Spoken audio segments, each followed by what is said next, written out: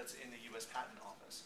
Like, that's really inspiring, right? Like, maybe can we begin to work with communities of people who are passionate about issues to help us kind of churn through some of this really information-intensive parts of how we do government processes. Okay, so that's an example there, but is that an example of policy judgment? No, that's co-creation and crowdsourcing. I'm sorry, maybe I just still didn't get what do you mean by policy judgment? Okay, so if we're looking, let's take the future of citizen engagement, right? So what do we choose? What do we want to do? What do we want to do with this? Well, the government? It's going to be, let's say the conversation is between government and citizens, stakeholders, communities, and others. Right. Yeah, what do we do? Okay. What's the right thing to do now? To do now that will take us to the future that we want. Okay. Is that, thanks. How am I doing? Am I going too fast? Or? No, and this is a good example of ask a question if you don't understand. Yeah. Yeah, it's perfect. Yeah. So it sounds like what you're saying is that policy judgment means when the government of BC is trying to figure out what the government of BC is going to do about a topic, is it just people with government of BC IDs who make the decision, or is it people with government IDs and people who are not in the government who collectively make the decision? What? That's like, I don't know, like it depends on the context, okay. Right? So I don't think it can be, it's probably not going to be everything, but it's going to be parts of the process that you can open up. Because, like there's things that it's really hard to deal with, like cabinet confidence, right? Mm-hmm. Like I just can't, I've got to keep, as a public servant, mm-hmm. I need to continually earn the trust of the government, right?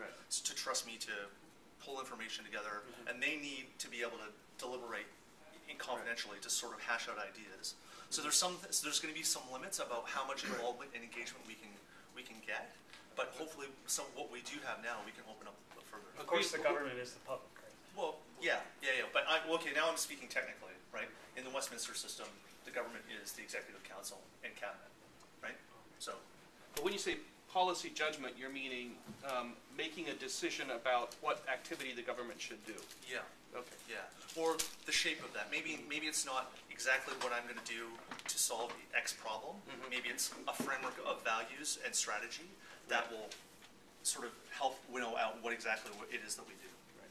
Okay. Okay. Is this kind of also like what Obama is doing with releasing, giving 1 week, releasing a proposal for legislature or state or policy for 1 week online to allow feedback from the world, essentially? That's one example of how you might be able to put something like that on. Yeah. So the third thing is that I'm really interested in is social innovation, and this is about things like this. This is about self-organizing and resilient communities who are able to solve problems themselves. Okay, sorry.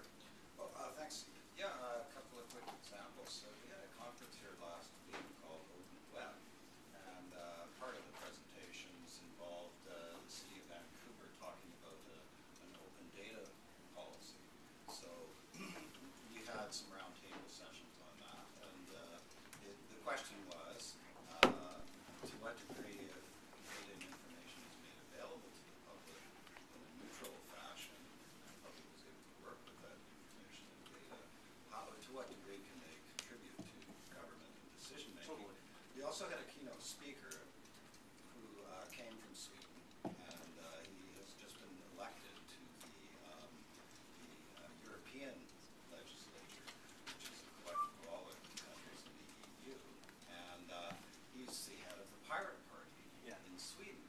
Just to interject real quick, Sherry Wallace, who did the session at Open Web Vancouver, is also going to be here this afternoon. So the whole idea of turning into session, it's been done. So the reason I'm bringing up these two things is because the Pirate Party is quite fascinating. The same day that he spoke, and there really wasn't a lot of opportunity to have a dialogue with him, the announcement came out that in the European Parliament, some very, very draconian security and surveillance legislation was being looked at. And So you shouldn't have left. And subsequent to that, an article came out on, because of the economic pressures, there's a fair bit of extremist politics happening in the, over immigration issues and things like this. So, can I play cruel timekeeper and say that we are actually I am working on a question and being okay. So what I'm saying is that there are two aspects to this. The Pirate Party is taking a consultative approach and talking about abolishing copyright, even abolishing the patent system, and opening up the availability of information, data, and content. Yeah, I'm totally convinced by that, right? But at the same time, there are many challenges to handling that. So, Well, let's talk about those two. How about I keep moving and we can kind of get into some of those questions. I'd like some feedback on how you think the public can contribute to the decision-making process, if, as you said, it really does reside in executive council. So can I park that and keep moving through the presentation, and I hopefully will get to that. And if I don't, maybe we can talk after. Yep. So okay. So those are three things that we think we could do. And this is the thing that I think it will get us. I think if we're doing policy better, we'll do less of the wrong things and more of the right things. I think we can start leveraging productivity beyond government's walls to kind of get people engaged in solving problems within their communities and helping government do some of the things that we all want it to do. And then, that's the third thing is we maybe in certain cases government. If you think about the context where we've got 30%. A much smaller public service, maybe we can find ways for people to begin to solve problems without government involved or with less of it. So in a positive kind of creative way, not because we want to cut it, but because we need to figure out ways to realign ourselves. So the technology part of this I think is really important, right? It's about reach, it's going to be about audience, the audience being there and people being able to find one another. It's about influence, about being able to tell stories that spread and people that adopt those things and use them, change them in feedback. I think it's about information and data and about being able to aggregate and collate that and be able to sort these things out in brand new ways. And I think it's about community. I think it's about people being able to learning to work with one another and learning to help one another and solve problems, both within the institution and outside. Being innovative, collaborative, all those things, and I think community is a really core part of how that actually happens. So let's talk about opportunities, about what we might be able to do. So some thinking, okay? This is all this stuff kind of is at the moment is kind of in the range of the hypothetical. So I hope you guys will allow me to kind of think out loud here and sort of talk to me about some of the things that we can do.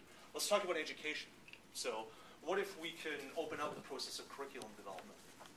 What if we can get teachers and students and maybe parents coming in and improving the kind of curriculum that's out there? What about approving learning resources for classrooms? Can we open up that process so that people who care about what kind of texts and videos and things like that can be a part of approving those things so that they reach their kids' classrooms faster and better? We could talk about really complex areas, really complex regions from an environmental perspective. The Columbia River Basin is an incredibly important region of British Columbia. It delivers like 50%, as I understand it, 50% of the power and energy that goes across the province. But if you think about, if you need to make change within that region, you have a dynamic of environmental issues, scientific issues, geographic, engineering, spiritual, cultural, all these kinds of things. So can you begin to organize a community using a really decent information system so that those issues get surfaced in an earlier way and people can be able to have those conversations before you get to something like a consultation about making a major change to something, so that people can actually understand one another and talk to one another and get to the solution much faster? Can I just jump in over here? You have to take away and break away the self-interest of the various groups in the first place, because you talked about education.